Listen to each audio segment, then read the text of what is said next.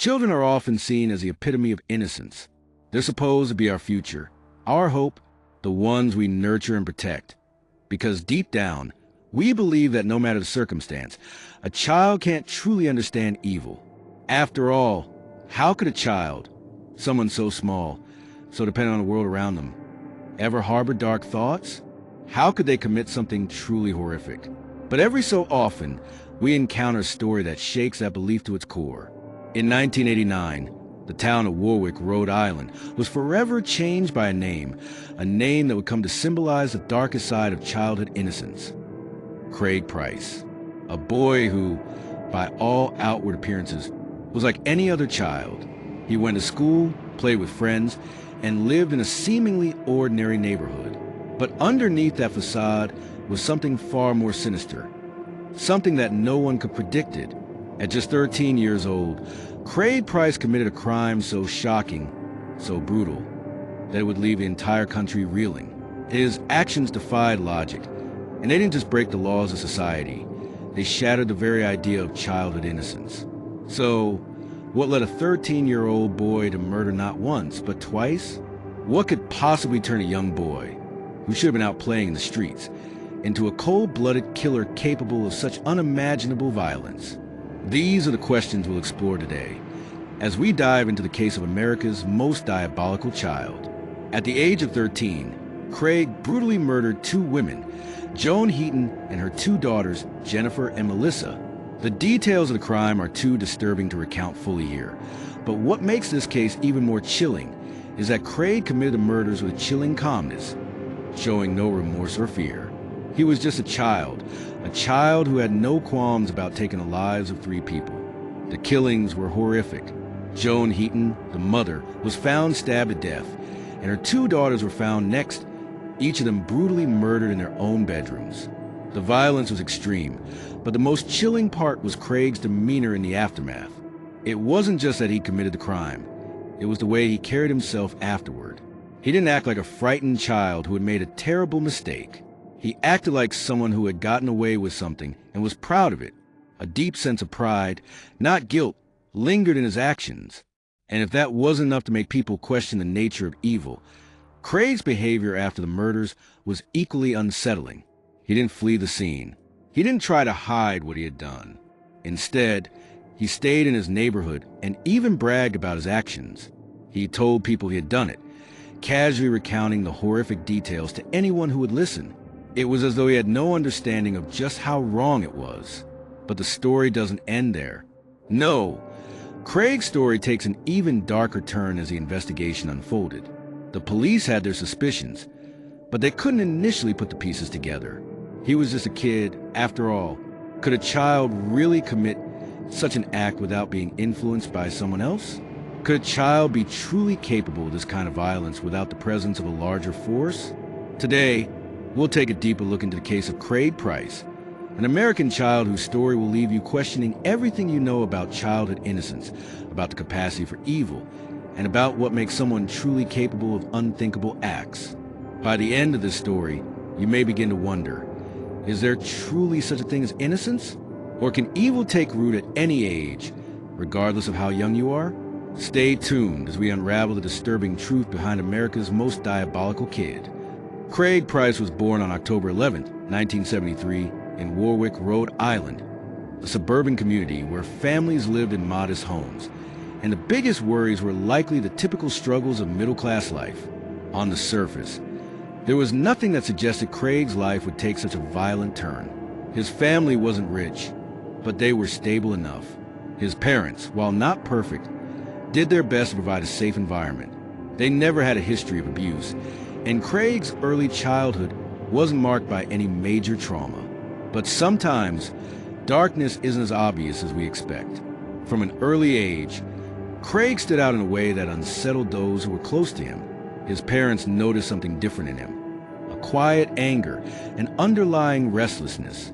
It wasn't the kind of anger that erupted in obvious outbursts. Craig wasn't a kid who would scream or throw tantrums. No, his anger was more like a quiet storm brewing inside him, a simmering frustration with the world around him that would later become his outlet for violence. Unlike many of the other children in his neighborhood, Craig didn't fit in easily. He didn't join in the games or form close friendships. While other kids were out riding their bikes or playing sports, Craig preferred to stay alone. The isolation didn't seem to bother him at first. In fact, it seemed to give him space to nurture a darker side of his personality. By the time he entered his early teens, the warning signs became undeniable. Craig started acting out in ways that seemed minor at first, but were deeply troubling upon closer inspection. It began with small acts of rebellion, getting into fights at school, stealing from neighbors, breaking into homes.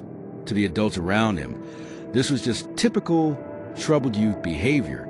A lot of kids go through phases, after all.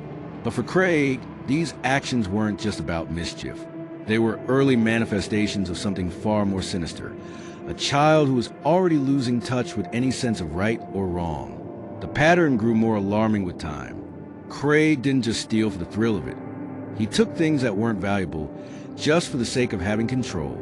His bullying tendencies escalated. He didn't back down from confrontation. Instead, he sought it out, often choosing the quietest moments to unleash his aggression. But even worse than his physical violence was his complete emotional detachment. He didn't seem to care about the consequences of his actions.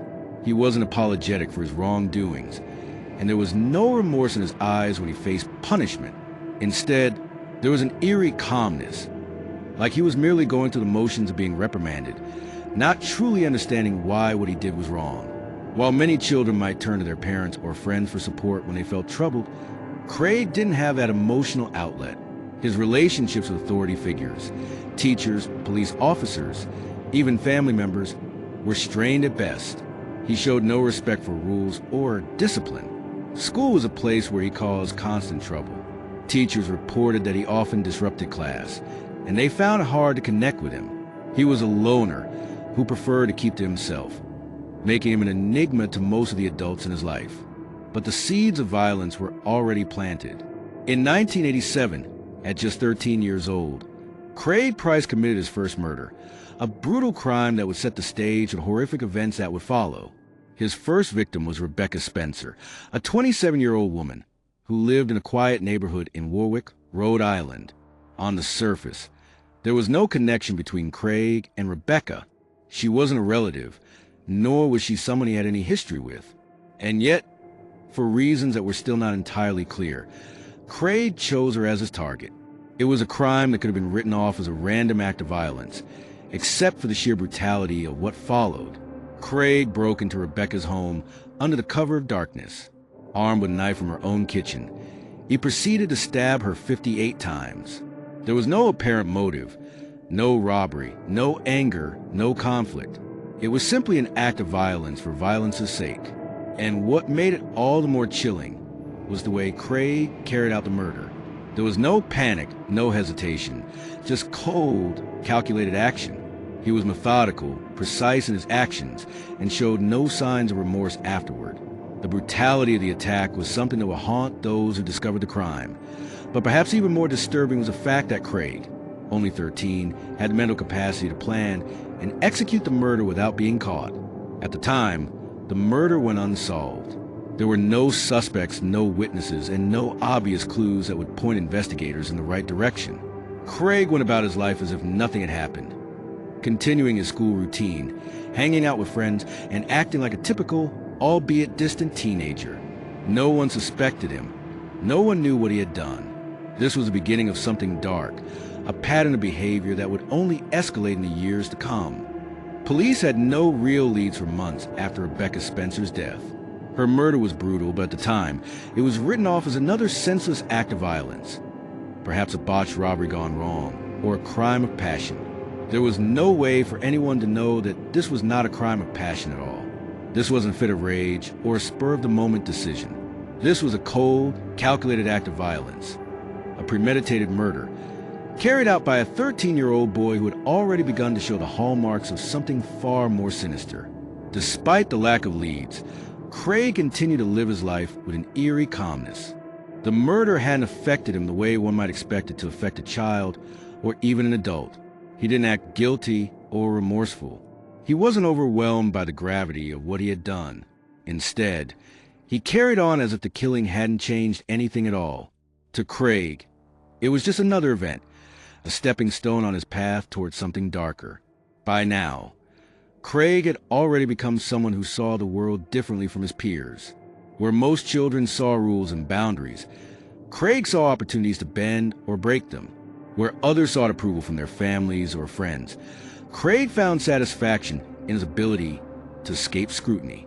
And as Rebecca's murder went unsolved, Craig grew more confident in his ability to evade the consequences of his actions. But as we know, every action has consequences, whether immediate or delayed.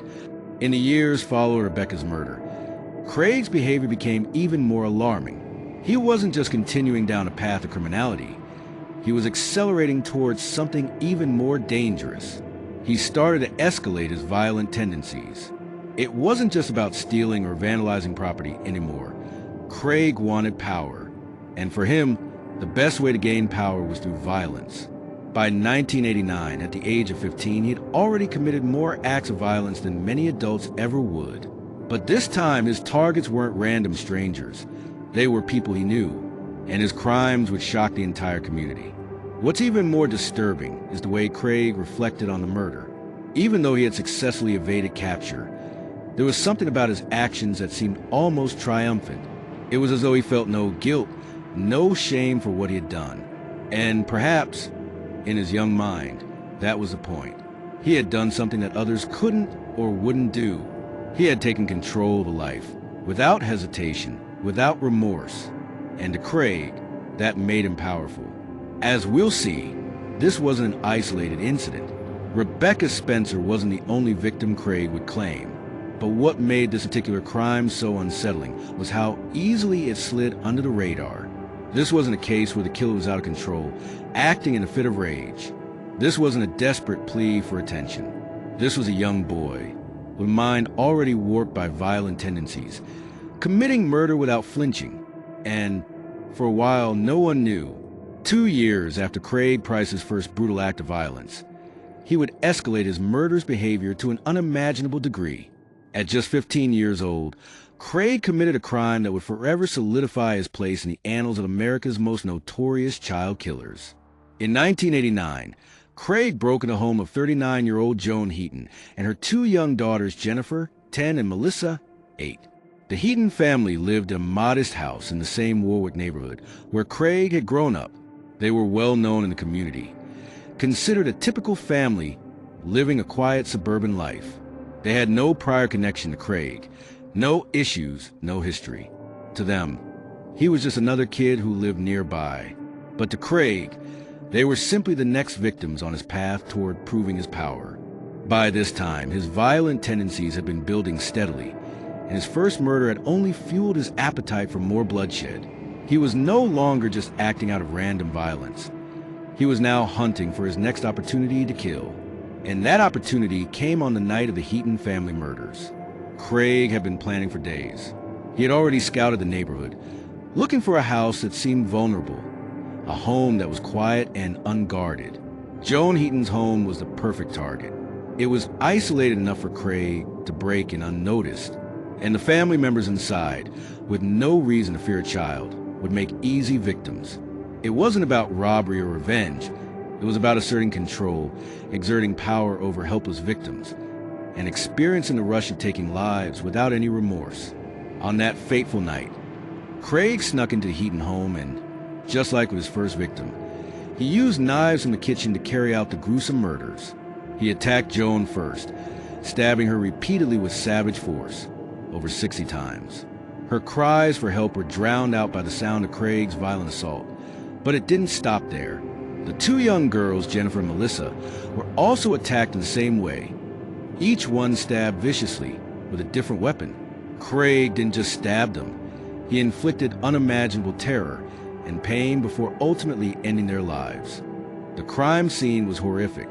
Not only were there over 60 stab wounds on each victim, but there were also signs of extreme violence beyond the stabbings. One of the girls had been bitten, and Craig had used multiple weapons to inflict the damage. Kitchen knives, a broken broomstick, and even a pair of scissors. The brutality of the attack was unlike anything Warwick had ever seen before. After committing the murders, Craig didn't run or hide in fear. Instead, he returned to school the next day, as if nothing had happened. In the days that followed, he would mock the killings. He openly joked about the murder of the Heatons at school, laughing about the brutality of the crime and the horror he had inflicted. It was as if he saw no consequences to his actions, no emotional toll. He had killed 3 people, 3 innocent victims, but it meant nothing to him. He saw the whole thing as just another part of his twisted game. The sheer audacity of his behavior would eventually catch the attention of law enforcement. It was not long before police began to notice the similarities between the Heaton murders and Rebecca Spencer's unsolved murder from 2 years prior. Both involved a young male suspect. Both involved brutal stabbings. And both crimes have been carried out with an almost surgical precision.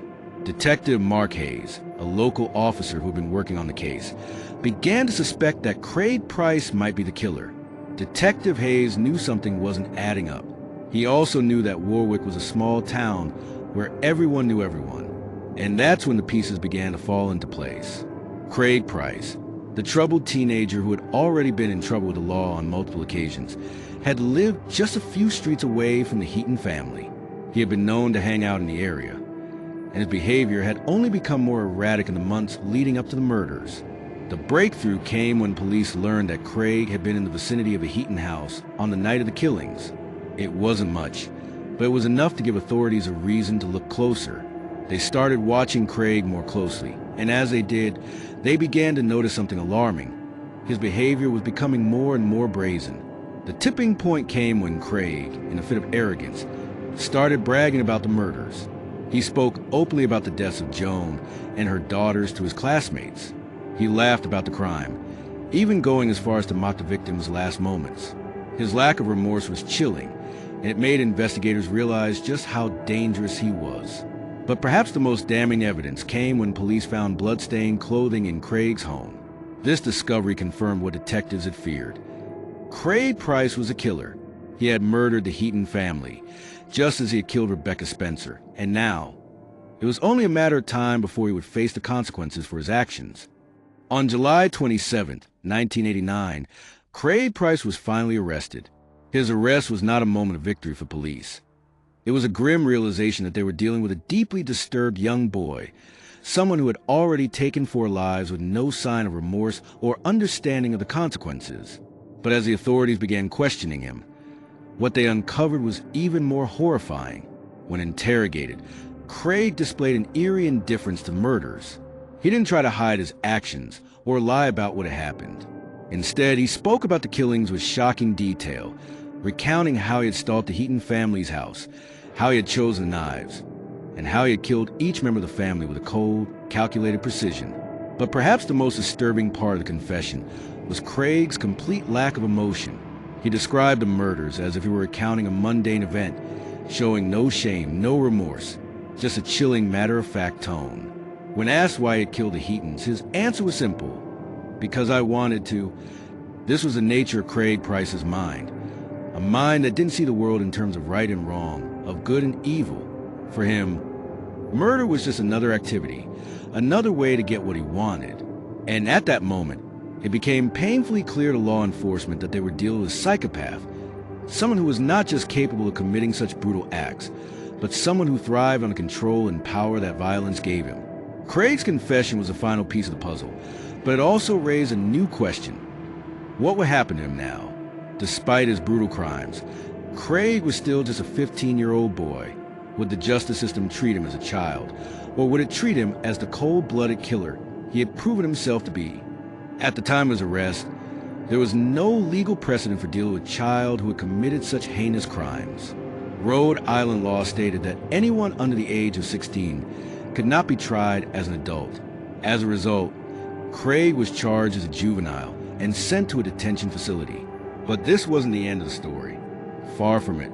Craig's case would become one of the most controversial in the history of juvenile justice, sparking debates over the treatment of young offenders and the limits of the justice system. As Craig was processed into the juvenile detention system, many believed that he would be released once he turned 21, as required by Rhode Island law. But the community's outrage over the idea of a cold-blooded killer being freed at such a young age led to a legal battle that would last for years.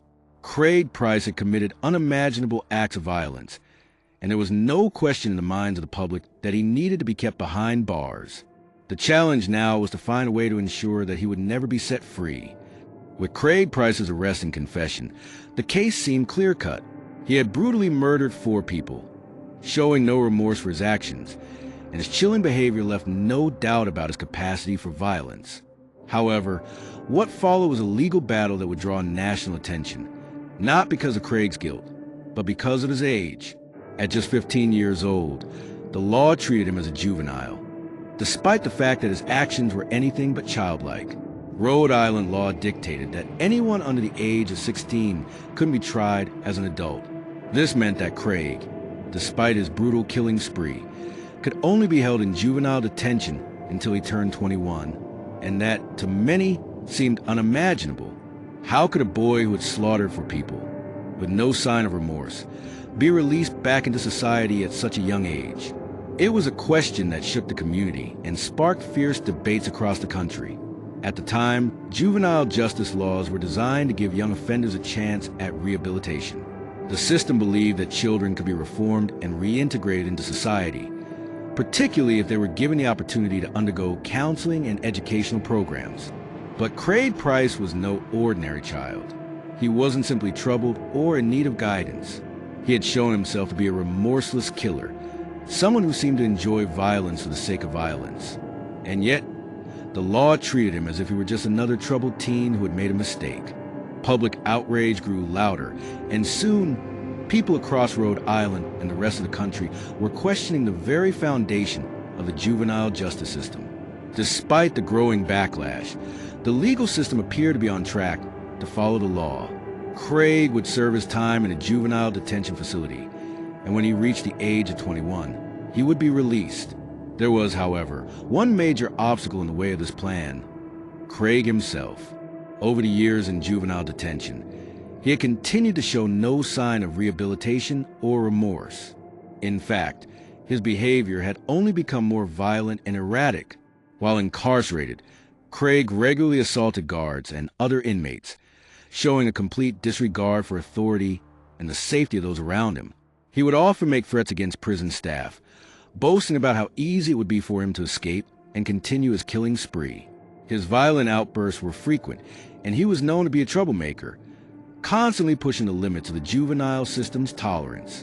In 1999, when Craig was still in his late teens, it became clear that he would not be a candidate for rehabilitation.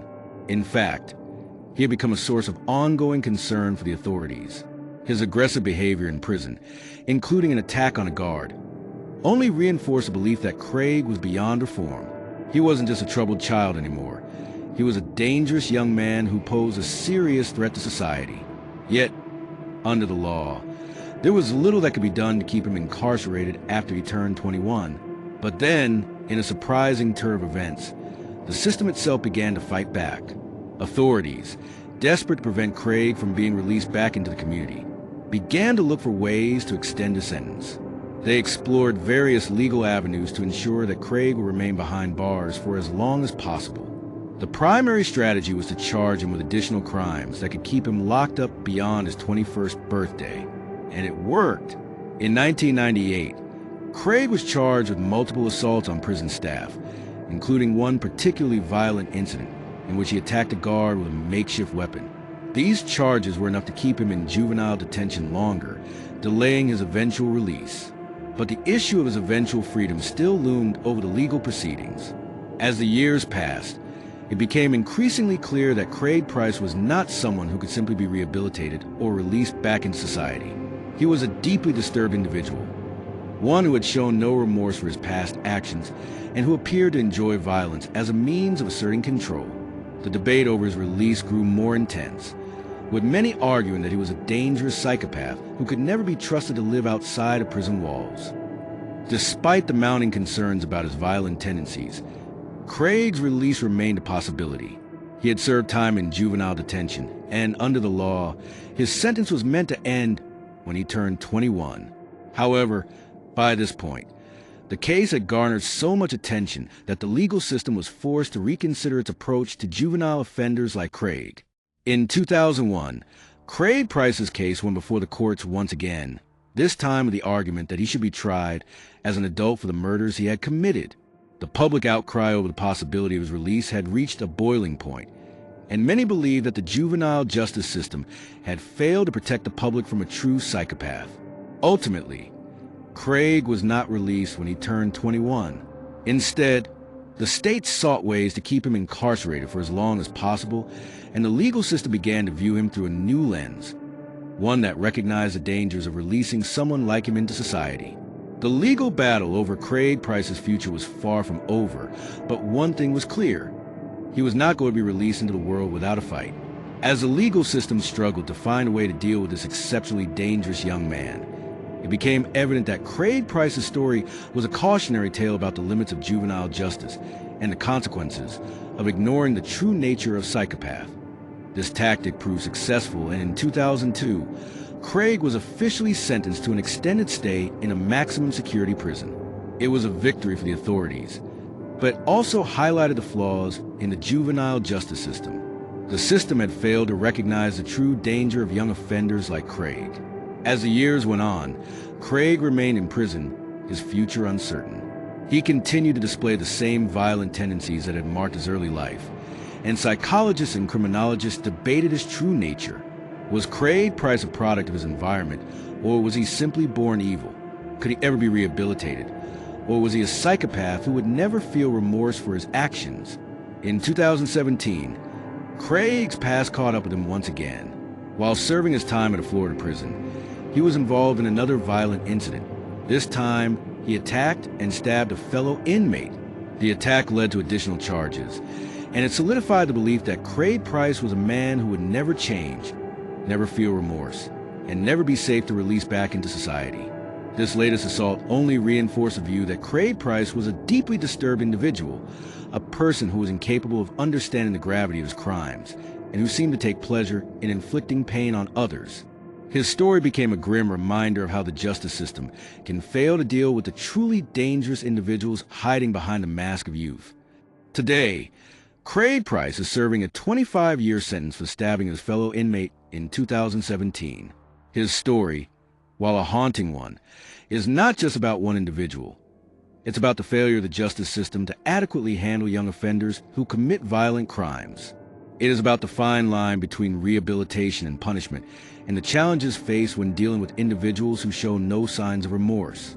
Psychologists and criminologists continue to debate whether Craig's actions are indicative of a deeper psychological disorder, or whether he is simply a product of his environment. But what remains clear is that Craig Price is a dangerous individual, and his story serves as a chilling reminder of the complexities of justice when it comes to violent youth. For now, Craig remains behind bars, where he will likely stay for the rest of his life. His case has prompted a re-examination of juvenile justice laws, but it also highlights the tragic reality of what happens when the system fails to recognize the true nature of a psychopath. Craig Price may never be free again, but the impact of his crimes will echo through the lives of those affected for generations to come. Despite the nearly 3 decades since Craig Price's murderous spree, his story is far from over. After years of violent outbursts, legal battles, and public outrage, Craig remains behind bars today, but his time in prison hasn't been quiet or uneventful. In fact, his history of violence continued to haunt both him and those around him, even long after his initial crimes. The true nature of Craig Price's personality and motives continues to be a subject of deep analysis. His early actions, which included breaking into homes, stealing, and later escalating to brutal murder, painted a clear picture of a young man who had no regard for human life. He never showed remorse for his crimes, never expressed sorrow for the victims, and instead mocked the pain he caused. As he sits behind bars today, Craig Price is serving a 25-year sentence for his most recent crime, the stabbing of an inmate. This sentence, however, does not erase his past. His earlier murders, including the horrific killings of Rebecca Spencer and the Heaton family, continue to weigh heavily on collective memory of those who lived through the terror of his teenage years. In the end, Craig Price's story is a reminder of the complexities of human behavior and the tragic consequences of unchecked violence. His fate, like the fate of so many others who commit horrendous acts, has been shaped by the criminal justice system, the law, and society's ability or inability to deal. As Craig remains behind bars, the debate continues. For some, the question remains unanswered. Can someone like Craig Price ever be fixed? For others, the answer is clear.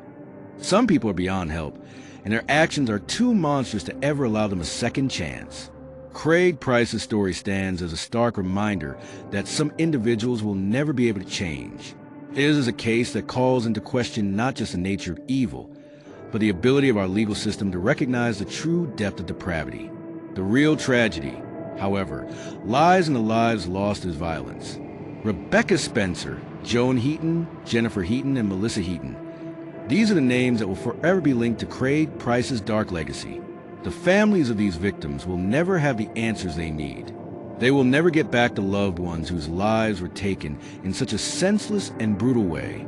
And for what? To satisfy a young man's desire to kill? It's a tragedy that reaches beyond just the victims and their families. It extends to the entire criminal justice system, which failed to recognize the true nature of Craig's violence until it was far too late. His story, his crimes, and the lasting impact they've had on his community have left a mark that will never be erased. It's a story of lost potential, lost lives, and a system that struggles to understand the depths of human depravity.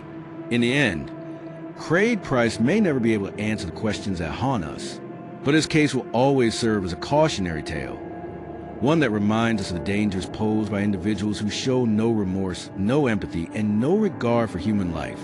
It's a story that challenges the very way we think about crime, punishment, and the ability to change. As for Craig, he will likely remain behind bars for the rest of his life. His future is uncertain, but one thing is clear. The world will never forget the boy who became one of the most diabolical criminals America has ever seen. The question now is, how many more like him exist, hiding in the shadows, waiting for their moment to strike? Craig Price's story is one that continues to haunt the criminal justice system and the collective consciousness of those who hear it. A boy who, by 15, had already committed horrific murders, and who, despite decades behind bars, still shows no remorse for his actions. His case is an unsettling reminder that some individuals may be born with an innate capacity for violence, and the question of whether they can ever be rehabilitated remains deeply controversial. What makes Craig's story so chilling is not just the brutality of his crimes, but the complete detachment he demonstrated throughout. His lack of remorse, his ability to laugh about his killings, and his continued violent behavior in prison all point to a psychological condition that raises disturbing questions about the limits of human nature. Was he just a product of his environment, or was there something far darker at play from the very beginning? Psychologists and criminologists continue to study Craig's case, drawing conclusions about the nature of psychopathy and the difficulty of rehabilitating individuals like him. For many, he is the very definition of someone who should never be allowed back into society. His violent tendencies were evident early on, and his ability to mimic human emotions like remorse may have been beyond his capacity to understand. As Craig remains behind bars, many are left asking, how many more individuals like him are out there, hidden in plain sight, yet to be discovered?